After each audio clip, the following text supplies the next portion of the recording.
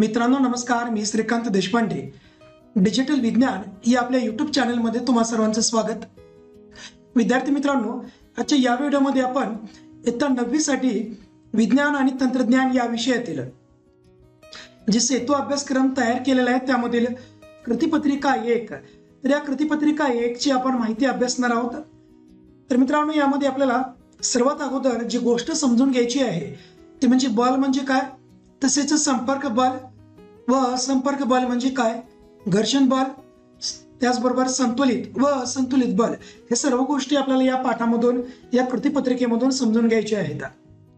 तर याविषयी आपल्याला इयत्ता 8वी मधील प्रकरण 3 बल व दाब या पाठाची मदत घेता येईल. तर यामध्ये क्षमता विधाने दिलेली आहेत की बलाचे परिणाम स्पष्ट करतात. त्याचबरोबर विद्यार्थी संपर्क बल व असंपर्क बल यांची दैनंदिन जीवनातील उदाहरणे स्पष्ट करतात. तसेच संतुलित बल व असंतुलित बल दैनंदिन जीवनातील उदाहरणाद्वारे स्पष्ट करतात. तर ही सर्व क्षमता विधाने आहेत. त्यानंतर लक्षात घेऊ या अंतर्गत काही गोष्टी आपल्याला समजून घ्यायच्या आहेत. तर यामध्ये सर्वात पहिली आणि महत्वाची गोष्ट म्हणजे बल म्हणजे काय. तर आपण कोणतीही गोष्ट उचलतो, ढकलतो किंवा सरकवतो त्यावेळेस आपण त्या वस्तूवर लावलेल्या जोरास बल असे म्हणतात. म्हणजे या उदाहरणामध्ये जेवढ्या काही गोष्टी सांगितलेल्या आहेत त्या सर्व गोष्टी करण्यासाठी आपल्याला बलाचा वापर करावा लागतो आणि या सर्व गोष्टी आपण स्नायू बलाचा वापर करून करत असतो. बलामुळे स्थिर वस्तूला गती मिळते. उदाहरणादाखल स्थिर ठेवलेल्या फुटबॉलला ज्यावेळेस आपण जोरामध्ये किक मारतो त्यावेळेस तो बॉल गतिमान होतो. म्हणजेच आपण पायाने या फुटबॉलमध्ये जे स्नायू बल प्रयुक्त केलेलं आहे त्या बलामुळे या फुटबॉलला आता गती प्राप्त होते. त्याचबरोबर गतिमान वस्तूची चाल देखील या बलाद्वारे बदलली जाते. आता चाल म्हणजे काय याही विषयी आपण माहिती घेऊया की एखाद्या वस्तूने एकक कालावधीत पार केलेले अंतर म्हणजेच चाल. त्यानुसार चालीचं सूत्र काय येतं, तर चाल बरोबर अंतर भागिले कालावधी. म्हणजे एकक कालावधीत पार केलेले अंतर म्हणजेच चाल आहे. आणि वेग म्हणजे, तर वेगाचं सूत्र काय येईल किंवा वेगाची व्याख्या काय, एखाद्या वस्तूने एकक कालावधीत विशिष्ट दिशेने कापलेले अंतर म्हणजेच वेग आहे. म्हणजे वेग हा आपल्याला माहिती आहे विस्थापनाशी संबंधित असतो. त्यामुळे वेग बरोबर विस्थापन भागिले वेळ किंवा कालावधी. तर चाल आणि वेग यामधील थोडासा फरक लक्षामध्ये घ्या की वेगामध्ये विशिष्ट दिशा असते परंतु चाल या ठिकाणी दिशेची काय आवश्यकता नसते. तर या बलामुळे वस्तूची चाल देखील बदलते, त्याचबरोबर वस्तूची दिशा देखील बदलते. ज्यावेळेस आपण सायकल चालवत आहोत आणि सायकल चालवत असताना आपल्याला डाव्या बाजूला वळायचं असेल तर आपण सायकलचं जे हँडल आहे ते हँडल नकळतपणे डाव्या बाजूला वळवतो. म्हणजे जेणेकरून आपल्या सायकलची दिशा देखील बदलत असते. त्याचप्रमाणे गतिमान वस्तू थांबवण्यासाठी, स्थिर करण्यासाठी देखील बलाची आवश्यकता असते. सायकल गतिमान आहे तर सायकलला आपल्याला थांबवायचं आहे त्यावेळेस आपण ब्रेकचा वापर करतो आणि ब्रेक लावल्यानंतर आपली गतिमान सायकल आता स्थिर होते. तर अशा प्रकारे हे सर्व बल म्हणजे काय आणि बलाचे परिणाम या उदाहरणाच्या सहाय्याने आपण अभ्यासलेले आहेत. त्यानंतर पुढील मुद्द्याकडे जाऊया. बलाचे प्रकार. प्रामुख्याने बलाचे 2 प्रकार पडतात, संपर्क बल आणि असंपर्क बल. तर संपर्क बल तर यामध्ये वस्तूशी संपर्क येतो किंवा प्रत्यक्ष त्या ठिकाणी घर्षण बल देखील होत असते. तर संपर्क बलाची व्याख्या आपल्याला लक्षामध्ये ठेवणे गरजेचे आहे. तर वस्तूंच्या एकमेकांशी आलेल्या थेट संपर्कामुळे किंवा आणखी वस्तू मार्फत आलेल्या संपर्कामुळे जे बल प्रयुक्त होते त्याला म्हणायचं संपर्क. तर या बलाच्या प्रकारामध्येच संपर्क हा शब्द आहे. त्यामुळे एखाद्या वस्तूवरती जर आपण प्रत्यक्ष संपर्क करून बल प्रयुक्त करत असाल तर त्या वस्तूवरती प्रयुक्त केलेले बल हे संपर्क आहे. तर खाली उदाहरणं दिली आहेत संपर्क बलाची. ज्यावेळेस स्थिर असलेल्या गाडीला आपण धक्का देत आहोत त्यावेळेस आपण त्या गाडीवरती संपर्क बल प्रयुक्त करत आहोत. याचं कारण म्हणजे आपण त्या गाडीवरती बल प्रयुक्त करत असताना प्रत्यक्ष संपर्क केलेला आहे. त्यानंतर तटून बसलेल्या त्या कुत्र्याच्या पिलाला जर एखादा लहान मुलगा दोरीच्या मदतीने ओढत असेल तर हे देखील संपर्क बल आहे. त्यानंतर दुसरा बलाचा प्रकार आहे तो म्हणजे असंपर्क बल. तर असंपर्क बल म्हणजेच जेव्हा 2 वस्तूंमध्ये बल प्रयुक्त करत असताना कसल्याच प्रकारचा संपर्क नसतो त्याला म्हणायचं आहे असंपर्क बल म्हणजेच या ठिकाणी वस्तू प्रभाव क्षेत्रामध्ये आली की कार्यरत होते. याची उदाहरणे सांगितलेली चुंबकीय बल, गुरुत्वीय बल, स्थितिक विद्युत बल. तर चुंबकीय बलाचं चित्र या ठिकाणी दिलेलं आहे. तर चुंबकाच्या सान्निध्यामध्ये किंवा चुंबकीय क्षेत्रामध्ये जर एखादी वस्तू, लोखंडी वस्तू जर आली तर त्या लोखंडी वस्तूकडे उदाहरणामध्ये टाचणी आहेत, तर ती लोखंडी वस्तू त्या चुंबकाकडे आता ओढली जात आहे. म्हणजे या ठिकाणी कसल्याच प्रकारचा संपर्क नसताना देखील त्या लोखंडी टाचण्या किंवा लोखंडी खिळे या चुंबकाकडे ओढले जात आहेत. त्यामुळे याला म्हणायचं आहे असंपर्क बल. त्यानंतर गुरुत्वीय बल, जर आपण एखादा चेंडू वर फेकलेला आहे तो आपोआप खाली येतो. म्हणजेच गुरुत्वीय बल त्या चेंडूला जमिनीकडे ओढतं. म्हणजे या ठिकाणी जमीन व चेंडू यामध्ये कोणत्याच प्रकारचा संपर्क नसताना देखील हा बॉल किंवा चेंडू जमिनीकडे येत आहे. पुढे उदाहरण दिलेलं आहे ते म्हणजे स्थितिक विद्युत बल. हा प्रयोग आपण बऱ्याच वेळेस केलेला असेल की हा जो कंगवा आहे आपल्या केसावर घासल्यानंतर आणि या कंगव्याकडे कागदाचे बारीक बारीक तुकडे आता आकर्षित होतात. तर याचं कारण काय की कंगव्यामध्ये स्थितिक विद्युत बल प्रयुक्त झालेला आहे. तर या प्रकारची ही 3 उदाहरणे आहेत असंपर्क बलाची. असंपर्क बलाच्या नावामध्येच एक शब्द येतो आहे तो म्हणजे असंपर्क बल. म्हणजे ज्या वस्तूवरती आपण बल प्रयुक्त करत आहोत त्या वस्तूचा आणि आपला कोणत्याच प्रकारे संपर्क येत नाही, तर अशा बलाला म्हणायचं आहे असंपर्क बल. उदाहरणार्थ लोहचुंबक आणि लोखंडी खिळे. तर यामध्ये लोहचुंबक आणि लोखंडी खिळ्याचा कसल्याच प्रकारचा संपर्क येत नाही, तर देखील लोखंडी खिळ्यावर या चुंबकामुळे बल प्रयुक्त होत आहे. नंतर जाऊया पुढे. बलाचे आणखी काही प्रकार आपल्याला या ठिकाणी दिलेले आहेत. तर 2 प्रकार म्हणजे संतुलित व असंतुलित बल. संतुलित व असंतुलित बल, तर याची व्याख्या लक्षामध्ये ठेवणे गरजेचे आहे. तर वस्तूवर एकाच सरळ रेषेमध्ये समान परिमाणांची परंतु परस्पर विरुद्ध दिशा असलेली 2 बले जर प्रयुक्त केली तर त्या बलांना म्हणायचं आहे संतुलित बल. आता संतुलित बलामुळे वस्तूचा वेग नियंत्रित केला जातो. उदाहरण दाखल गतिमान सायकलवरती ज्यावेळेस आपण ब्रेक अप्लाय करतो, ब्रेक लावतो, त्यावेळेस तुम्ही पाहिलं असेल की ब्रेकच्या ज्या रबरी कांड्या आहेत या चाकाच्या रिंगवरती घासले जातात.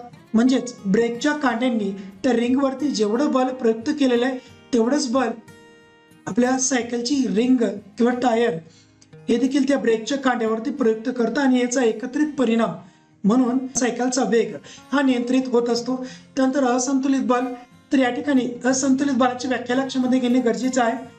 तर वस्तूवर 2 किंवा अधिक बले क्रिया करत असतील व त्यांचे परिणामी बल जर 0 नसेल तर परिणामी बलास असंतुलित बल म्हणत असतात. आणि अशा बलामुळे त्या वस्तूमध्ये त्वरण निर्माण होत असतं, ती वस्तू गतिमान होत असते.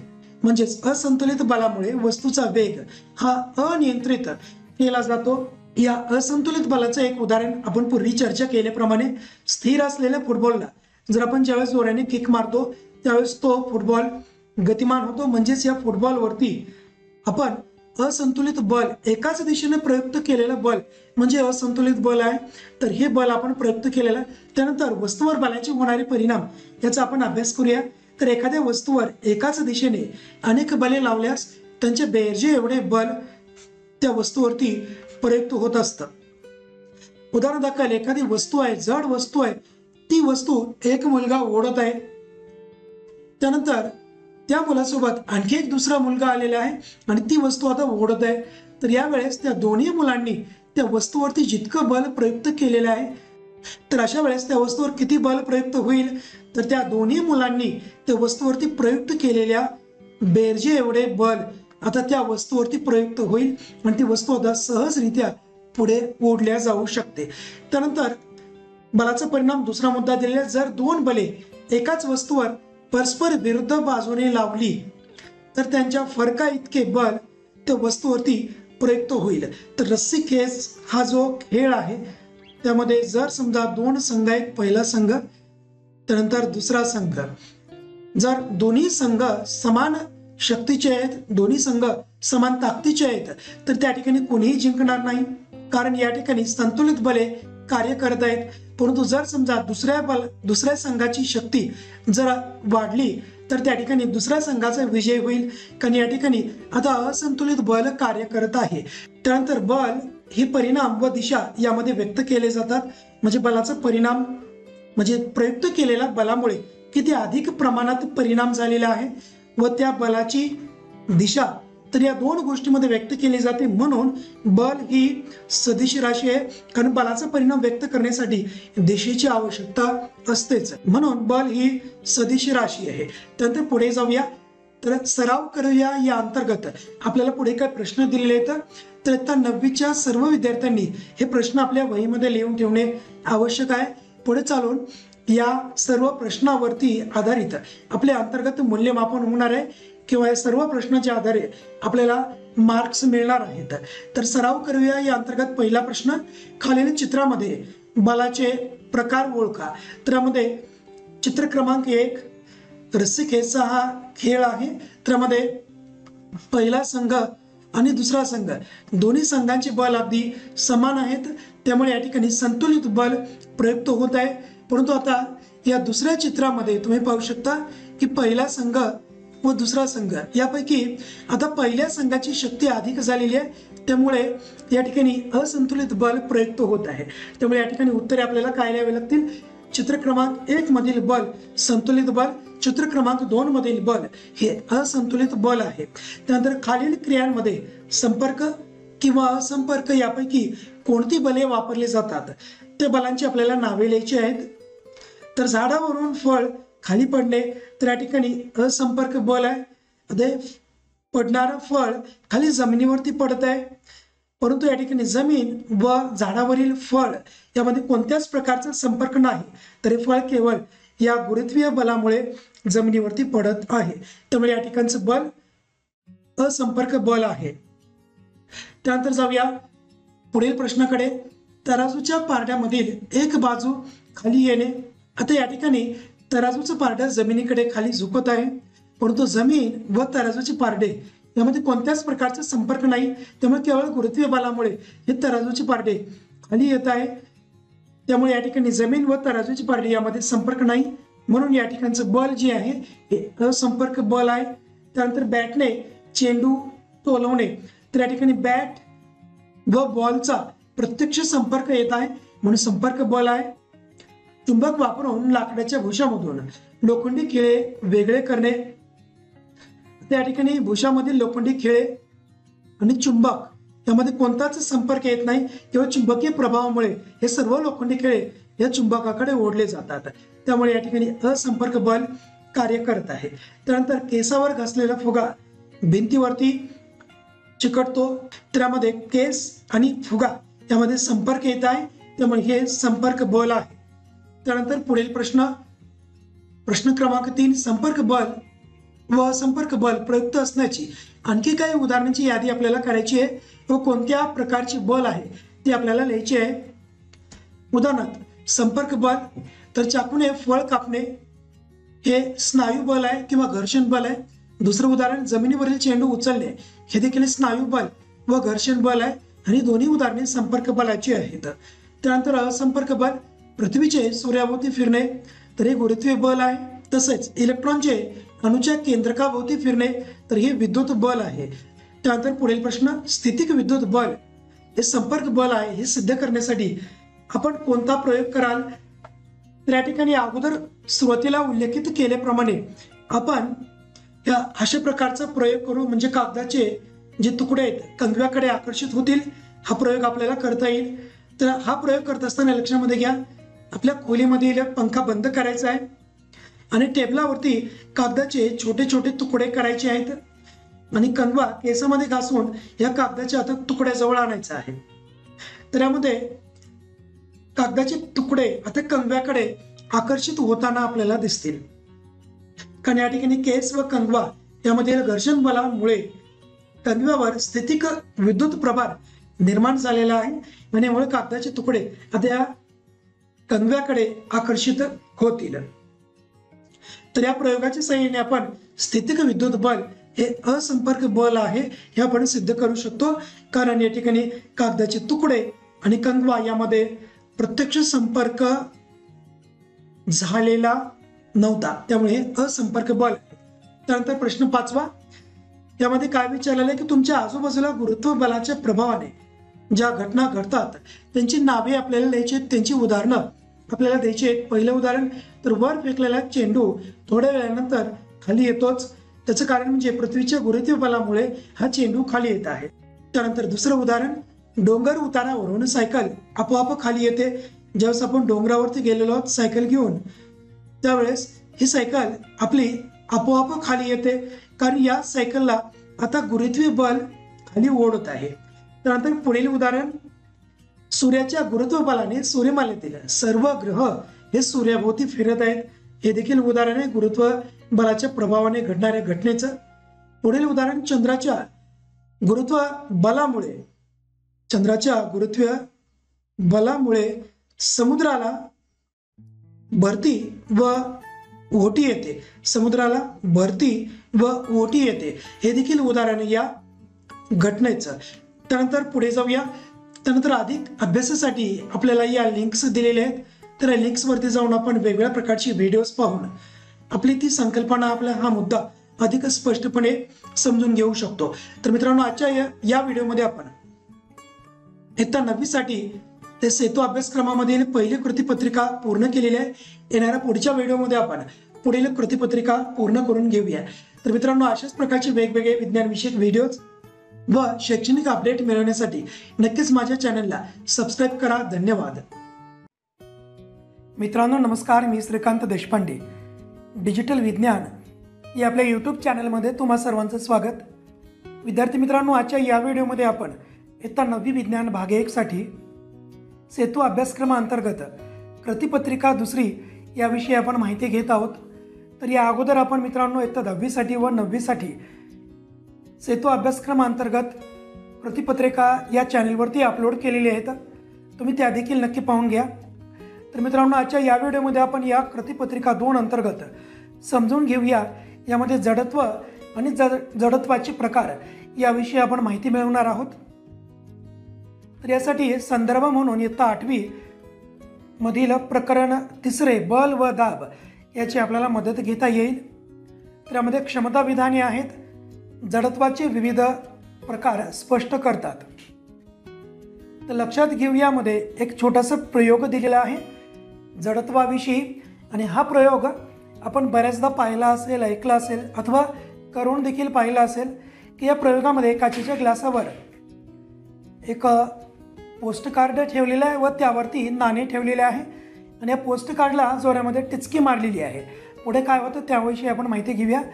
तर या ग्लासवरती पोस्ट कार्डवर बल लावले असता नाणे तिथेच राहते, मात्र पोस्ट कार्ड हे गतिमान होते. आता असे का झाले असेल? कारण नाणे आपली जागा सोडत नाही. याचाच अर्थ नाण्यावर बल न लावल्यामुळे त्याने आपली जागा बदलली नाही, म्हणजे त्याच्या अंगी जडत्व आहे. परंतु याच्या एकदम विरुद्ध आपण जे बल लावलेलं आहे टिचकी मारून, हे बल आपण या पोस्ट कार्डवरती लावलेलं आहे. या ठिकाणी आणखी एक मुद्दा आहे की जे नाणं आहे याचं वस्तुमान या पोस्ट कार्डपेक्षा अधिक आहे. त्यामुळे एखाद्या वस्तूचं वस्तुमान जितकं अधिक असेल तेवढं त्या वस्तूमध्ये जडत्व देखील अधिकच असतं. त्यामुळं टिचकी मारल्यानंतर हे पोस्ट कार्ड पुढे निघून जातं, परंतु नाणं मात्र या रिकाम्या ग्लासमध्ये तिथेच पडतं. त्यानंतर जडत्वाची व्याख्या अभ्यासूया की वस्तू गतीच्या ज्या स्थितीत आहे त्याच स्थितीत राहण्याच्या प्रवृत्तीला जडत्व असे म्हणतात. आणि आत्ताच मी सांगितलं की जडत्व हे त्या वस्तूच्या वस्तुमानावरती अवलंबून असतं. एखाद्या वस्तूचं वस्तुमान जितकं अधिक असेल तितकंच त्या वस्तूचं जडत्व अधिक असेल, व वस्तुमान जेवढे कमी असेल तेवढंच त्या वस्तूचं जडत्व देखील कमी असेल. म्हणूनच बाहेरून बल प्रयुक्त न केल्यास स्थिर स्थितीतील वस्तू स्थिर राहते व गतिमान स्थितीतील वस्तू गतिमान राहण्याचाच प्रयत्न करते. आणि यालाच न्यूटनचा गतिविषयक पहिला नियम म्हणतात. म्हणूनच न्यूटनचा गतिविषयक पहिला नियम हा जडत्वाच्या गुणधर्मावर आधारित आहे. आता पुढे जडत्वाचे काही प्रकार अभ्यासूया आपण. तर यामध्ये विराम अवस्थेमधील जडत्व, त्याची व्याख्या अभ्यासूया की वस्तूच्या ज्या स्वाभाविक गुणधर्मामुळे ती आपल्या स्थिर अवस्थेत बदल करू शकत नाही त्यास विराम अवस्थेचे जडत्व म्हणतात. याचं उदाहरण अभ्यासूया. तर बस अचानक सुरू झाल्यास प्रवासी हे मागच्या दिशेने फेकले जातात. तर या उदाहरणाचा अनुभव आपण बऱ्याच वेळेस घेतला असेल की अचानकपणे बस सुरू झाल्यानंतर आपण मागच्या दिशेला फेकले जातो. त्यानंतर जडत्वाचा दुसरा प्रकार गतीचे जडत्व. तर वस्तूच्या ज्या स्वाभाविक गुणधर्मामुळे ती आपल्या गतिमान अवस्थेत बदल करू शकत नाही त्यास गतीचे जडत्व म्हणतात. उदाहरणार्थ बस अचानक थांबल्यास प्रवासी पुढच्या दिशेने फेकले जातात. हा देखील अनुभव आपण बसमध्ये घेतला असेलच. त्यानंतर दिशेचे जडत्व. वस्तूच्या ज्या स्वाभाविक गुणधर्मामुळे ती आपल्या गतीच्या दिशेत बदल करू शकत नाही त्यास दिशेचे जडत्व म्हणतात. उदाहरण बस डावीकडे वळल्यास प्रवासी मात्र उजवीकडे झुकतात. तरी सर्व जडत्वाचे वेगवेगळे एकूण 3 प्रकार व त्यांच्या व्याख्या उदाहरणासकट या ठिकाणी सांगितलेले आहेत. त्यानंतर पुढे जाऊया. तर या कृतीपत्रिका 2 मध्ये सराव करूया या अंतर्गत आपल्याला काही छोटे छोटे प्रश्न दिलेले आहेत. तर या प्रश्नाचा अभ्यास करून आपल्याला त्यांचं उत्तरं द्यायची आहेत, सोडवायची आहेत. आणि सर्व या सराव करूया मध्ये जेवढे काय प्रश्न दिलेले आहेत हे सर्व प्रश्न आपल्याला एका वहीमध्ये लिहून ठेवायचे आहेत, जेणेकरून पुढे भविष्यामध्ये या प्रश्नाच्या आधारे आपलं अंतर्गत मूल्यमापन होणार आहे. या प्रश्नाच्या आधारे आपल्याला मार्क्स मिळणार आहेत. तर सराव करूया या अंतर्गत पहिला प्रश्न. सायकलचे मागील चाक पाण्यात ठेवून फिरवले असता पाणी चाकावरून पुढे जात असल्याचे दिसते. हा जडत्वाचा कोणता प्रकार आहे? तर हा जडत्वाचा प्रकार म्हणजे दिशेचे जडत्व किंवा दिशेच्या जडत्वाचा हा प्रकार आहे. प्रश्न दुसरा. तुमच्या दैनंदिन जीवनात जडत्वासंदर्भात तुम्हाला कोणते अनुभव आले त्याची 2 उदाहरणे लिहायची आहेत आपल्याला. म्हणजे अशी 2 उदाहरणे की ज्यामध्ये कोणता ना कोणता जडत्वाचा प्रकार त्या उदाहरणामध्ये सामावलेला असावा. तर पहिलं उदाहरण अभ्यासूया आपण की लांब उडी मारण्यासाठी आपल्याला दूरवरून पळत यावे लागते तरच आपली उडी ही लांब जाईल. त्यानंतर दुसरं उदाहरण की ग्लासात घेतलेल्या दुधाला चमच्याने ढवळायचे अथवा गोल फिरवायचे थांबल्यानंतरही दूध ग्लासामध्ये थोड्या वेळासाठी गोल फिरतच राहते. हा अनुभव आपण बऱ्याच वेळेस घेतला असेल की ग्लासामध्ये गरम दूध घेतल्यानंतर त्याला आपण थंड करण्यासाठी त्यामध्ये चमच्याने ढवळतो किंवा ते दूध आपण गोल फिरवतो. थोड्या वेळाने चमचा जरी आपण बाहेर काढला तरी देखील ते दूध ग्लासामध्ये तसेच गोल फिरत राहतं. तर हे देखील एक जडत्वाचं उदाहरण आहे. तर यामध्ये जडत्वाचा प्रकार कोणता येईल? गतीचे जडत्व. त्यानंतर पुढे पाहूया. प्रश्न क्रमांक 3. खालील उदाहरणांना जडत्वाच्या प्रकारांनी नावे द्यायची आहेत आपल्याला. म्हणजे खाली उदाहरणं दिलेले आहेत व त्या उदाहरणामधील जडत्वाचा प्रकार आपल्याला शोधायचा आहे, लिहायचा आहे. पहिलं उदाहरण की विजेचा पंखा बंद केला तरी काही वेळ फिरत राहतो. तर याचं उदाहरण आहे गतीचे जडत्व. म्हणजे या उदाहरणामधील जडत्वाचा प्रकार आहे गतीचे जडत्व. दुसरं उदाहरण. बस अचानक थांबली असता बसच्या मधल्या मोकळ्या जागेत असणारे साहित्य पुढे जाते. तर या उदाहरणामधील जडत्वाचा प्रकार आहे तो म्हणजे विराम अवस्थेतील जडत्व. त्यानंतर चटई झटकन ओढली असता त्यावरील साहित्य आहे तिथेच राहते. तर या उदाहरणामधील जडत्वाचा प्रकार आहे तो म्हणजे विराम अवस्थेतील जडत्व. पुढे जाऊया. प्रश्न क्रमांक 4. खालील उदाहरणे चूक की बरोबर ते लिहा. पहिलं उदाहरण. सायकलचे पॅडल मारण्याचे थांबवले असता सायकल लगेचच थांबते. तर नक्कीच नाही, हे विधान चूक आहे. त्यानंतर रेल्वेचा अपघात होतो त्यावेळी मागील डबे काही वेळा पुढे जाऊन पडलेले दिसतात. हे दिशेच्या जडत्वाचे उदाहरण आहे. तरी विधान चूक आहे कारण हे गतीच्या जडत्वाचे उदाहरण आहे. त्यानंतर शेवटचा प्रश्न. प्रश्न 5वा. जडत्वाचे विविध प्रकार आपल्याला सांगायचे आहेत. तर यामधील पहिला जडत्वाचा प्रकार तो म्हणजे विराम अवस्थेचे जडत्व. दुसरा प्रकार गतीचे जडत्व आणि शेवटी तिसरा प्रकार दिशेचे जडत्व. तर मित्रांनो, अशा प्रकारे आपण इयत्ता 9वीतील विज्ञान या विषयातील सेतू अभ्यासक्रमामधील कृतीपत्रिका 2 याचा पूर्ण अभ्यास केलेला आहे. त्यानंतर येणाऱ्या पुढच्या व्हिडिओमध्ये आपण कृतीपत्रिका 3 याविषयी माहिती मिळवणार आहोत. तर मित्रांनो, अशाच प्रकारचे विज्ञानविषयक व्हिडिओज व शैक्षणिक अपडेट मिळवण्यासाठी नक्कीच माझ्या चॅनलला सबस्क्राईब करा. धन्यवाद.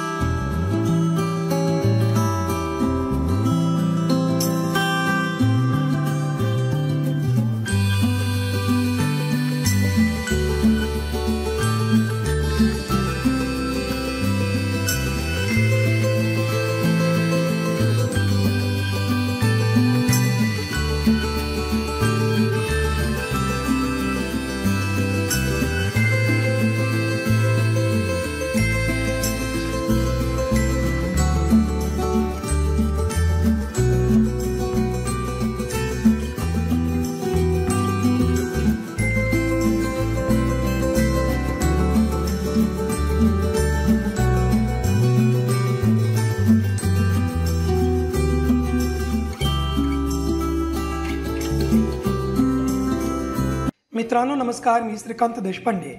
डिजिटल विज्ञान या आपल्या यूट्यूब चॅनलमध्ये तुम्हा सर्वांचं स्वागत. तर विद्यार्थी मित्रांनो, इयत्ता 9वी विज्ञान आणि तंत्रज्ञान भाग 1 या विषयातील सेतू अभ्यासक्रमांतर्गत कृतिपत्रिका 6 याविषयी आपण आजच्या व्हिडिओमध्ये माहिती मिळवणार आहोत. तर मित्रांनो, या अगोदरच्या कृतिपत्रिका 1 ते 5 पर्यंतचे सर्व व्हिडिओज आपण आपल्या चॅनेलवरती अपलोड केलेले आहेत. तुम्ही ते देखील व्हिडिओ नक्की पाहून घ्या. तर आजच्या या व्हिडिओमध्ये आपण समजून घेणार आहोत द्रव्य, द्रव्याच्या अवस्था व द्रव्याचे वर्गीकरण या घटकाविषयी. तर यासाठी आपल्याला इयत्ता 8वी प्रकरण 6 द्रव्याचे संघटन, तर या पाठाचा आपल्याला संदर्भ घेण्यास मदत होईल. तरी कृतिपत्रिका 6 पूर्ण झाल्यानंतर आपली अध्ययन निष्पत्ती काय होणार आहे त्याविषयी आपण माहिती घेऊया. की विश्वातील पदार्थाच्या रचनेमागील विज्ञान, पदार्थांचे स्वरूप, रचना, आकार हे आपल्याला स्पष्ट करता येईल. द्रव्याच्या विविध अवस्था आणि त्यांचे प्रकार देखील आपल्याला स्पष्ट करता येतील. त्याचबरोबर मूलद्रव्यांचे विविध प्रकार सांगून त्यांचे वर्गीकरण आपल्याला करता येण्यास मदत होईल. आपल्या सभोवताली असणारी प्रत्येक वस्तू, पदार्थ म्हणजे द्रव्य आहे. या ठिकाणी द्रव्याची व्याख्या दिलेली आहे. म्हणजे आपल्या विश्वामध्ये जे कोणतीही वस्तू आहे, जो कोणताही पदार्थ आहे, त्याला जागा लागतेच, त्याला ठराविक असं वस्तुमान आहेच. तर अशा प्रत्येक पदार्थाला जे की जागा व्याप्तं, ज्याला वस्तुमान लागतं किंवा वस्तुमान आहे, त्या सर्व पदार्थाला आपण द्रव्य म्हणतो. तर द्रव्याच्या अवस्थेवरून त्यांचे प्रकार पडतात. तर भौतिक स्थितीवर आधारित वर्गीकरणानुसार द्रव्याचे एकूण 3 प्रकार पडतात: स्थायू, द्रव आणि वायू. त्यानंतर आपल्याला या तिन्ही प्रकाराची क्रमाक्रमानं वैशिष्ट्ये समजून घ्यायची आहेत. की स्थायूची वैशिष्ट्ये काय आहेत? की स्थायूमध्ये आंतररेणवीय बल हे अतिशय प्रभावी असतं. आता उदाहरणादाखल हा स्थायू कोणता तरी एक ठोकळा आहे, उदाहरणार्थ लाकडी किंवा लोखंडी हा ठोकळा आहे. तर यामध्ये असणाऱ्या रेणूंची आपल्याला अवस्था किंवा रचना या ठिकाणी या आकृतीमध्ये सांगितलेली आहे. की हे गोल जे आहेत हे रेणू आहेत आणि हे गोल किंवा हे रेणू एकमेकांच्या अतिशय जवळ आहेत. याचा अर्थ या 2 रेणूमधील अंतर खूप कमी आहे. का कमी आहे त्याचं कारण सांगितलं की या स्थायूमध्ये जे रेणू आहेत त्या रेणूमधील बल अतिशय प्रभावी आहे. त्या बलाला म्हटलं जातं आंतररेणवीय बल. म्हणजेच 2 रेणूमधील बल, म्हणजे या 2 रेणूमध्ये आकर्षण शक्ती खूप अधिक आहे. त्यामुळे स्थायूमधील हे 2 रेणू एकमेकांना आकर्षित करतात. म्हणजेच यामधील आंतररेणवीय बल हे अधिक प्रभावी आहे. त्यामुळे स्थायूंना ठराविक आकार व आकारमान देखील प्राप्त होतं. त्याचबरोबर स्थायूंची घनता हे अतिशय उच्च असते व स्थायू असंपीड्य असतात. त्यानंतर पुढे उदाहरण दिले ते म्हणजे द्रवाची वैशिष्ट्ये. तर एका ठराविक चंचुपात्रामध्ये आपण पाणी घेतलेले आहे आणि निळ्या रंगाचे जे गोल वर्तुळ दिसत आहेत हे पाण्यातील रेणू आहेत. तर द्रवाची वैशिष्ट्ये काय आहेत? तर द्रवामध्ये आंतररेणवीय बल हे मध्यम असतं. म्हणूनच हे द्रवामधील जे रेणू आहेत हे एकमेकापासून बऱ्याच अंतरावरती आहेत. तर द्रवांना ठराविक आकार व आकारमान प्राप्त होतो. त्यानंतर द्रव प्रवाही असतात. आता द्रव प्रवाही असण्यामागचं कारण की द्रवामधील जे रेणू आहेत ते एकमेकापासून दूर आहेत. त्याचं कारण सांगितलं की द्रवामध्ये आंतररेणवीय बल हे मध्यम आहे किंवा या स्थायूपेक्षा कमी आहे. त्यामुळं द्रव पदार्थ हे प्रवाही आहेत, म्हणजेच ते वाहतात. मग याची उदाहरणं आपण लक्षामध्ये घेऊ शकतो की पाणी आहे, दूध आहे, पेट्रोल आहे, पारा आहे किंवा लिंबाचा रस आहे. तर हे वाहतात, हे प्रवाही आहेत. त्यानंतर वायूंची वैशिष्ट्ये. तर वायूमध्ये आंतररेणवीय बल हे अतिशय कमी असतं, अतिशय क्षीण असतं. त्यानंतर वायूंना ठराविक आकार व आकारमान असते आणि वायू मुक्तपणे हालचाल करत असतात. त्याचबरोबर वायू देखील प्रवाही असतात. तर या ठिकाणी द्रव आणि वायू पदार्थ हे आपण ज्या पदार्थामध्ये ठेवलेले आहेत किंवा ओतलेले आहेत तर त्या धारण पात्राप्रमाणे त्यांचा आकार निश्चित होत असतो. त्यानंतर मूलद्रव्यांचे प्रकार. तर मूलद्रव्यांचे एकूण 3 प्रकार आहेत: धातू, अधातू आणि धातू सदृश्य. तर धातू हे उष्णता आणि विद्युत सुवाहक असतात. धातूंना चकाकी असते. तसेच तन्यता आणि वर्धनीयता हे गुणधर्म देखील धातूमध्ये आढळतात. Sodium, zinc, calcium. त्यानंतर अधातूंची वैशिष्ट्ये, अधातूंना चकाकी नसते, तसेच तन्यता वर्धनीयता हे गुणधर्म देखील अधातूमध्ये आढळून येत नाहीत. त्याचबरोबर अधातू उष्णता व विद्युत यांचे दुर्वाहक असतात. उदाहरणे कार्बन, ऑक्सिजन, हायड्रोजन, क्लोरीन व हेलियम इत्यादी. धातू सदृश्य, तर हे धातू सदृश्य मूलद्रव्ये दिसायला धातूसारखेच असतात, पण त्यांचे रासायनिक गुणधर्म मात्र बहुतांशी अधातूसारखे असतात. म्हणून या पदार्थांना धातू सदृश्य मूलद्रव्ये असे म्हणतात. उदाहरणे सिलिकॉन, आर्सेनिक, जर्मेनियम इत्यादी. त्यानंतर तर या कृतीपत्रिका 6 वरती आपल्याला काही प्रश्न दिलेले आहेत.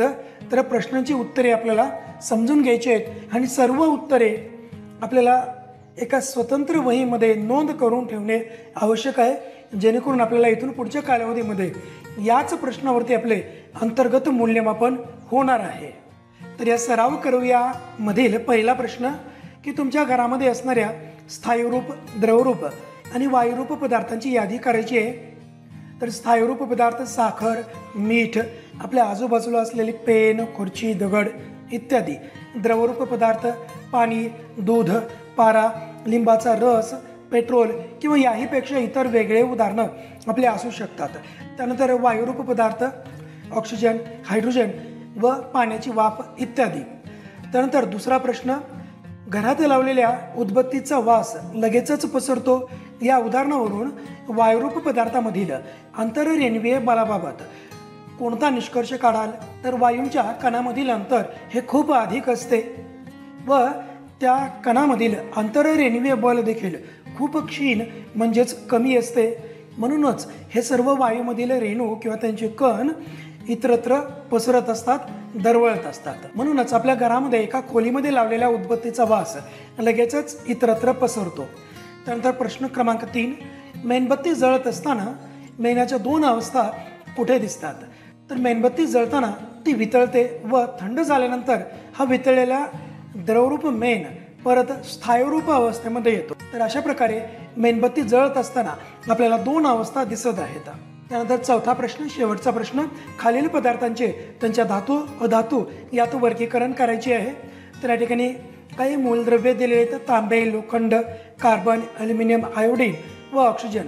तर यांचं वर्गीकरण आपण धातू व अधातू या प्रकारामध्ये करणार आहोत. तर यामधील धातूंची उदाहरणे आहेत ते म्हणजे तांबे, लोखंड व ॲल्युमिनियम. त्यानंतर अधातू कार्बन, आयोडीन व ऑक्सिजन. तर मित्रांनो, अशा प्रकारे आपण कृतीपत्रिका 6 पूर्णपणे समजावून घेतलेली आहे. त्यानंतर पुढच्या व्हिडिओमध्ये आपण कृतीपत्रिका 7चा अभ्यास करणार आहोत. तर मित्रांनो, अशाच प्रकारे वेगवेगळे शैक्षणिक अपडेट व विज्ञानविषयक व्हिडिओज मिळवण्यासाठी नक्कीच माझ्या चॅनलला सबस्क्राईब करा. धन्यवाद. मित्रांनो नमस्कार, मी श्रीकांत देशपांडे. डिजिटल विज्ञान या आपल्या यूट्यूब चॅनलमध्ये तुम्हा सर्वांचं स्वागत. तर मित्रांनो, इयत्ता 9वी विज्ञान आणि तंत्रज्ञान भाग 1 तर या विषयामधील सेतू अभ्यासक्रम अंतर्गत कृतीपत्रिका 7 मध्ये आज आपण अणूची रचना समजून घेणार आहोत. तर यासाठी संदर्भ म्हणून इयत्ता 8वी मधील प्रकरण 5वे अणूचे अंतरंग तर या पाठाची आपल्याला मदत घेता येईल. मित्रांनो, या अगोदरची आपण कृतीपत्रिका क्रमांक 1 ते 6 या विषयीची वेगवेगळे व्हिडिओज आपल्या चॅनलवरती अपलोड केलेले आहेत, ते देखील तुम्ही नक्की पाहून घ्या. तर यामध्ये क्षमता विधाने दिलेली आहेत की वैज्ञानिक शोधाबद्दल चर्चा आणि त्यांचे महत्त्व समजावून घेतात, अणूंची संरचना स्पष्ट करतात, अणूमधील विविध घटकांचे स्पष्टीकरण देतात. तर लक्षात घेऊया, यामध्ये आपल्याला काही आकृत्या दिलेल्या आहेत आणि या आकृतीमध्ये आपल्याला अणूची संरचना कशी असते त्याविषयी माहिती सांगितलेली आहे. त्याबद्दल उदाहरणादाखल आपल्याला सोडियमचा अणू दिलेला आहे की सोडियमचा अणुअंक हा 11 आहे. त्यानुसार सोडियमचं इलेक्ट्रॉन स्वरूपन म्हणजे हे जे इलेक्ट्रॉन्स आहेत त्यांची कक्षा निहाय विभागणी म्हणजेच त्याला इलेक्ट्रॉन स्वरूपन म्हणतात. म्हणजेच पहिल्या कक्षेमध्ये 2 इलेक्ट्रॉन सामावून घेण्याची क्षमता आहे, त्यामुळे पहिल्या कक्षेमध्ये 2 इलेक्ट्रॉन्स आहेत. या ठिकाणी दुसऱ्या कक्षेमध्ये 8 इलेक्ट्रॉन सामावून घेतले जाऊ शकतात, त्यामुळे या ठिकाणी 8 इलेक्ट्रॉन आहेत. आणि तिसऱ्या कक्षेमध्ये जास्तीत जास्त 18 इलेक्ट्रॉन सामावून घेतले जाऊ शकतात. परंतु या ठिकाणी सोडियमचा अणुअंक हा केवळ 11 आहे, त्यामुळे उर्वरित 1 इलेक्ट्रॉन हा शेवटच्या कक्षेमध्ये येत आहे. त्यानुसार या ठिकाणी अधिक विस्तृतपणे माहिती दिलेली आहे की पहिल्या कक्षेला के कक्षा म्हणतात किंवा के कवच, दुसऱ्या कक्षेला यल कवच म्हणतात, त्यानंतर तिसऱ्या कक्षेला एम कवच म्हणतात आणि चौथ्या कक्षेलाच एन कवच असं देखील म्हणतात. व या अणूच्या मध्यभागी धनप्रभारित केंद्रक आहे आणि हे जे ठिपके आपल्याला दिसत आहेत तर हे ठिपके म्हणजे या अणूच्या केंद्रकाभोवती फिरणारे इलेक्ट्रॉन्स आहेत. त्यानंतर अणूची रचना, केंद्रक व केंद्रकाबाहेरील भाग यांचा मिळून अणू बनत असतो. यांच्यामध्ये 3 प्रकारच्या अणू कणांचा समावेश होतो. त्याही विषयी आपण माहिती घेणार आहोत. सर्वात अगोदर केंद्रकाविषयी माहिती घेऊया. तर केंद्रक हे धनप्रभारित असते. अणूचे जवळजवळ सर्व वस्तुमान केंद्रकामध्ये एकवटलेले असते. केंद्रकामध्ये 2 प्रकारचे अणू कण असतात, त्यांनाच एकत्रितपणे न्यूक्लिऑन असे म्हणतात. व हे 2 अणू कण म्हणजेच प्रोटॉन व न्यूट्रॉन आहेत. तर पहिला अणू कण म्हणजे प्रोटॉन.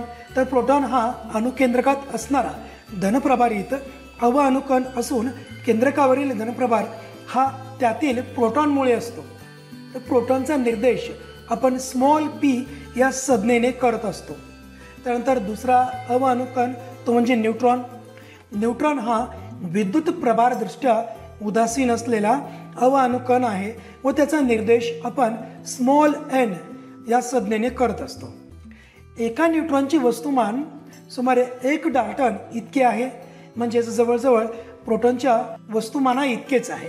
म्हणजेच प्रोटॉनचे व न्यूट्रॉनचे वस्तुमान हे अगदी सारखेच आहे, ते म्हणजे 1 डाल्टन. त्यानंतर केंद्रकाबाहेरील भागाविषयी आपण माहिती घेऊया. कारण या अगोदरच आपण माहिती घेतलेली आहे की अणू हा 2 भागापासून बनलेला आहे, केंद्रक व केंद्रकाबाहेरील भाग. तर केंद्रकामध्ये प्रोटॉन व न्यूट्रॉन असतात. तर केंद्रकाबाहेरील भागाविषयी आपण माहिती घेऊया. तर अणूच्या संरचनेत केंद्रकाबाहेरील भागात परिभ्रमण करणारे इलेक्ट्रॉन असतात. परिभ्रमण म्हणजे अणूच्या केंद्रकाभोवती फिरणारे इलेक्ट्रॉन असतात. तर आपण इलेक्ट्रॉनविषयी माहिती घेऊया. तर इलेक्ट्रॉन हा ऋणप्रभारित अणू कण असून त्याचा निर्देश आपण स्मॉल ई आणि त्याच्या बाजूला वजाचं चिन्ह, ऋणचिन्ह या संज्ञेने करतात. प्रत्येक इलेक्ट्रॉनवर 1 एकक ऋणप्रभार असतो. इलेक्ट्रॉनचे वस्तुमान हे नगण्य मानले जाते. म्हणजेच प्रोटॉन व न्यूट्रॉनच्या तुलनेने इलेक्ट्रॉनचं वस्तुमान हे खूपच कमी आहे. त्यामुळे अणूचं वस्तुमान मोजण्याकरिता केवळ प्रोटॉन व न्यूट्रॉनचीच संख्या विचारामध्ये घेतली जाते. इलेक्ट्रॉनच्या संख्येला फारसं महत्त्व दिलं जात नाही. त्यानंतर इलेक्ट्रॉनचे वितरण याविषयी आपण माहिती घेऊया.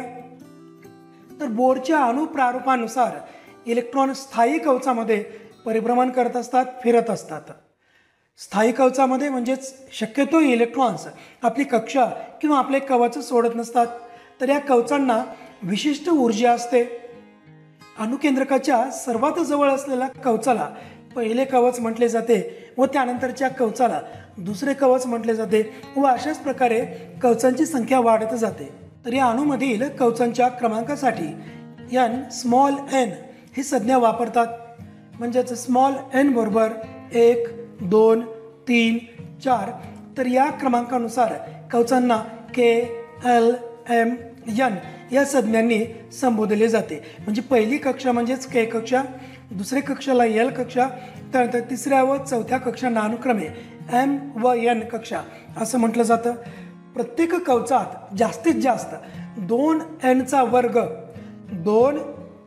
वर्ग या सूत्राने मिळालेल्या संख्ये इतके इलेक्ट्रॉन असू शकतात.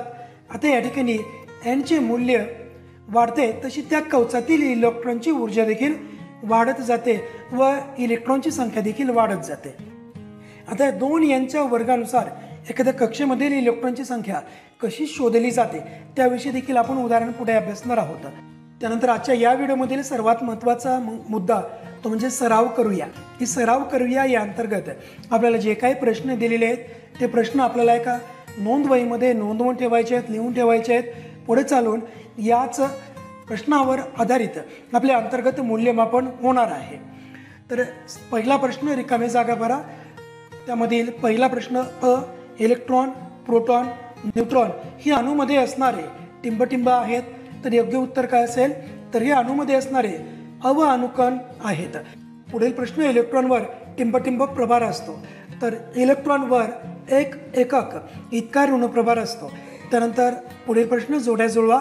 त्यामध्ये अ गटामध्ये आपल्याला प्रोटॉन, इलेक्ट्रॉन व न्यूट्रॉन हे अणूमधील अ व अणुकण दिलेले आहेत व ब गटामध्ये त्यांच्यावरील असणारे प्रभार दिलेले आहेत. तर आपल्याला जोड्या लावायच्या आहेत. तर प्रोटॉनवर कोणता प्रभार असतो? प्रोटॉनवर प्रभार असतो धनप्रभार किंवा प्रोटॉन हा धनप्रभारित असतो, त्यामुळे याचं योग्य उत्तर धनप्रभारित. त्यानंतर इलेक्ट्रॉनवर क्रमांक 1 ब गटामधील क्रमांक 1 ऋण प्रभारित आहेत इलेक्ट्रॉन. त्यानंतर न्यूट्रॉन हा उदासीन असतो, म्हणजेच न्यूट्रॉनवर धनप्रभारही नसतो व ऋण प्रभारही नसतो. त्यानंतर प्रश्न दुसरा, खालील मूलद्रव्यांचे इलेक्ट्रॉन स्वरूपन व त्यांच्या संयोज्या लिहा. त्यामध्ये पहिला मूलद्रव्य आहे तो म्हणजे सोडियम. सोडियमचा अणुअंक 11 आहे. त्यानुसार त्यांचं इलेक्ट्रॉन स्वरूपन येतं 2, 8, 1. म्हणजे पहिल्या कक्षेमध्ये 2 इलेक्ट्रॉन, दुसऱ्यामध्ये 8 व तिसऱ्यामध्ये 1 इलेक्ट्रॉन येतो. हे झालं त्याचं इलेक्ट्रॉन स्वरूपन. व शेवटच्या कक्षेमधील इलेक्ट्रॉनची संख्येवरून आपण त्या मूलद्रव्याची संयोज्या शोधत असतो. त्यानुसार या ठिकाणी सोडियमची संयोज्या 1 येईल. क्लोरीनचा अणुअंक 17, त्याचे इलेक्ट्रॉन स्वरूपन 2, 8, 7 व त्यानुसार त्याची संयोज्या येईल 1. त्यानंतर मॅग्नेशियमचा अणुअंक 12, त्याचं इलेक्ट्रॉन स्वरूपन 2, 8, 2. त्यानुसार मॅग्नेशियमची संयोज्या येते 2. त्यानंतर प्रश्न तिसरा की खालील आकृतीमध्ये नावे द्या. या ठिकाणी काही रिकाम्या जागा दिलेल्या आहेत या चौकटीमध्ये. त्यामध्ये आपल्याला ही आकृतीचं निरीक्षण करून नावे द्यायची आहेत. तर ही आकृती आहे निऑनच्या संरचनेची. तर निऑनचा अणुअंक 10. त्यानुसार निऑनच्या पहिल्या कक्षेमध्ये 2 इलेक्ट्रॉन व दुसऱ्या कक्षेमध्ये 8 इलेक्ट्रॉन परिभ्रमण करत आहेत. त्यानुसार आपण नावे द्यायला सुरुवात करूया त्याच्या केंद्रकापासून. तर या ठिकाणी योग्य उत्तर काय येईल? धनप्रभारित केंद्रक. त्यानंतर ही पहिली कक्षा, तर पहिल्या कक्षेलाच आपण के कवच म्हणतो. त्यानंतर दुसरी कक्षा त्याला म्हणायचं आहे एल कवच व या ठिकाणी परिभ्रमण करणारे हे इलेक्ट्रॉन. त्यानंतर खालील तक्त्यामध्ये आपल्याला माहिती भरायची आहे. या ठिकाणी काही रिकाम्या जागा दिलेल्या आहेत त्या तक्त्यामध्ये. तर पहिला क्रमांक आहे कक्षा क्रमांक, पण कक्षेचे नाव व इलेक्ट्रॉनची संख्या. कक्षा क्रमांक 1, तर त्या कक्षेचं नाव काय आहे? तर त्याला म्हणतात के कक्षा. पहिल्या कक्षेमध्ये जास्तीत जास्त किती इलेक्ट्रॉन सामावले जाऊ शकतात? 2 इलेक्ट्रॉन. त्यानंतर कक्षा क्रमांक 2, त्याला कक्षेला म्हणतात एल कक्षा व त्यामध्ये इलेक्ट्रॉन सामावलेली संख्या आहे 8. त्यानंतर कक्षा क्रमांक 3, कक्षेचं नाव एम, इलेक्ट्रॉनची संख्या जास्तीत जास्त 18. त्यानंतर कक्षा क्रमांक 4, या ठिकाणी थोडंसं प्रिंट मिस्टेक झालेलं आहे मित्रांनो, थोडंसं करेक्शन करून घ्या तुम्ही की कक्षा क्रमांक 4च्या ऐवजी 3च दिलेलं होतं या ठिकाणी. तर कक्षा क्रमांक 4, कक्षेचं नाव येईल एन व त्या इलेक्ट्रॉनची संख्या 36च्या ऐवजी 32 आहे. आपल्याला या PDF मध्ये 36 दिलेलं आहे, तर त्याऐवजी 32 असतं. तर तुम्हाला यापूर्वी सांगितलेलं होतं की एखाद्या कक्षेमधील इलेक्ट्रॉनची संख्या शोधायची कशी? त्यासाठी सूत्र आहे 2n चा वर्ग. तर या ठिकाणी n म्हणजे कक्षा क्रमांक आहे, तर 2 गुणिले या ठिकाणी n म्हणून आपण 4 घेऊया. तर 2 गुणिले 4चा वर्ग, तर 4चा वर्ग 16 येईल. तर 16 गुणिले 2 32. तर अशा प्रकारे आपण एखाद्या विशिष्ट कक्षेमधील इलेक्ट्रॉनची संख्या शोधू शकतो. तर मित्रांनो, अशा प्रकारे आपण आजच्या या व्हिडिओमध्ये इयत्ता 9वीतील सेतू अभ्यासक्रमामधील कृतीपत्रिका 7ची माहिती घेतलेली आहे. इथून पुढच्या व्हिडिओमध्ये आपल्याला कृतीपत्रिका 1 ते 7 वर आधारित एक 15 गुणांची चाचणी आहे. तर त्या चाचणीचा व्हिडिओ आपण पुढच्या वेळेस आपल्या चॅनेलवरती अपलोड करणार आहोत. तर अशाच प्रकारचे वेगवेगळे अपडेट जाणून घेण्यासाठी नक्कीच माझ्या चॅनलला सबस्क्राईब करा. धन्यवाद. मित्रांनो नमस्कार, मी श्रीकांत देशपांडे. डिजिटल विज्ञान या आपल्या यूट्यूब चॅनलमध्ये तुम्हा सर्वांचं स्वागत. तर विद्यार्थी मित्रांनो, इयत्ता 9वी सेतू अभ्यासक्रमाअंतर्गत कृतीपत्रिका 1 ते 7 वर आधारित चाचणी क्रमांक 1 याविषयी आपण आजच्या व्हिडिओमध्ये माहिती मिळवणार आहोत. तर मित्रांनो, इयत्ता 9वीच्या सेतू अभ्यासक्रमावर आधारित या विज्ञान विषयातील कृतीपत्रिका 1 ते 7चे संपूर्ण व्हिडिओ आपल्या चॅनेलवरती अपलोड केलेले आहेत. तुम्ही ते देखील व्हिडिओ नक्की पाहून घ्या. तरी चाचणी 15 गुणांची असेल व या चाचणीसाठी 30 मिनिटे इतका वेळ आहे. या सूचनाविषयी माहिती घेऊया की सर्व प्रश्न सोडवणे आवश्यक आहेत. उजव्या बाजूचे कंसातील अंक गुण दर्शवतात. आवश्यक तेथे नामनिर्देशित सुबक आकृती आपल्याला काढायची आहे. प्रत्येक बहुपर्यायी प्रश्नासाठी अचूक उत्तराचा केवळ पर्याय क्रमांक आपल्याला लिहायचा आहे. त्यामध्ये प्रश्न पहिला, मी कोण ते ओळखा. त्यामध्ये माझ्यामुळे परिपथामधील विद्युत वाहक तारेमधील इलेक्ट्रॉन गतिमान होतात. तर याचं योग्य उत्तर आहे विद्युत घट. क्रमांक 2चा प्रश्न, माझ्यामुळे चुंबकाला लोखंडी खिळे चिकटतात. तर याचं योग्य उत्तर असेल चुंबकत्व. त्यानंतर क्रमांक 3चा प्रश्न, माझ्यामध्ये धातूचे आणि अधातूचे गुणधर्म असतात. योग्य उत्तर धातू सदृश्य मूलद्रव्ये. प्रश्न क्रमांक 2 हा 3 गुणांसाठी असेल. त्यामधील पहिला प्रश्न, खालील मूलद्रव्याचे नाव लिहा. ही आकृती दिलेली आहे आणि ही आकृती आहे सोडियमच्या अणूच्या इलेक्ट्रॉन संरचनेची. तर याचं पहिल्या प्रश्नाचं उत्तर आहे सोडियम. त्यानंतर ब, या मूलद्रव्यात इलेक्ट्रॉनची संख्या किती आहे. तर या मूलद्रव्यामध्ये सोडियममध्ये इलेक्ट्रॉनची 11 संख्या असते. त्यानंतर या अणूच्या दुसऱ्या कक्षेचे नाव सांगा व दुसऱ्या कक्षेत इलेक्ट्रॉनची संख्या किती आहे. तर या सोडियम अणूच्या दुसऱ्या कक्षेचे नाव हे एल कक्षा आहे व यामध्ये 8 इलेक्ट्रॉन आहेत. त्यानंतर पुढे प्रश्न तिसरा, की लिंबू सरबत कोणत्या प्रकारचे मिश्रण आहे. त्यातील घटक पदार्थ कोणते आहेत. तर लिंबू सरबत हे समांगी प्रकारचे मिश्रण आहे आणि लिंबाचा रस, पाणी, साखर व मीठ हे त्यातील घटक पदार्थ आहेत.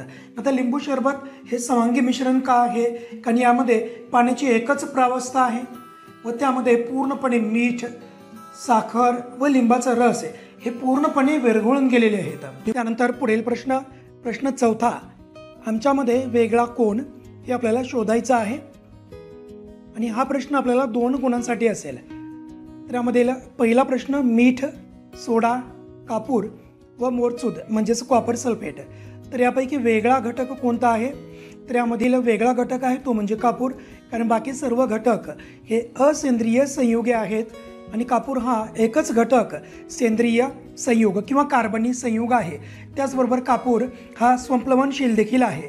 त्यानंतर दुसरा प्रश्न, यामधील सोडियम, झिंक, क्लोरीन व कॅल्शियम.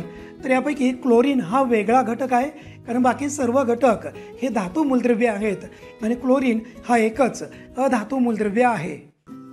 त्यानंतर प्रश्न 5, खालील तक्ता पूर्ण करा. यामध्ये 2 उदाहरणं दिलेली आहेत आपल्याला. क्रमांक 1चं उदाहरण, की सायकलचे पॅडल मारणे थांबवले तरी सायकल गतिमान असते. तर या उदाहरणामध्ये आपल्याला जडत्वाचा प्रकार शोधायचा आहे. तर जडत्वाचा प्रकार येईल गतीचे जडत्व. उदाहरण क्रमांक 2, एका ठिकाणी असलेला दगड हलत नाही.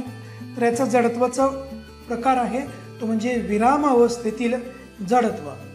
त्यानंतर प्रश्न 6 हा 2 गुणांसाठी असेल, की खालील आकृतीमध्ये फळीवर प्रयुक्त होणारे बल आणि क्षेत्रफळ या संदर्भात प्रयोग दर्शविला आहे. याबाबत कोणता निष्कर्ष काढाल. तर या ठिकाणी 2 आकृत्या दिलेल्या आहेत. पहिल्या आकृतीमध्ये फळे ठेवलेली आहे व पुस्तकं ठेवलेली आहेत आणि दुसऱ्या आकृतीमध्ये तेच पुस्तकं एकावर एक ठेवलेले आहेत. तर यावरून आपण बल व क्षेत्रफळ या संबंधीचा निष्कर्ष शोधायचा आहे.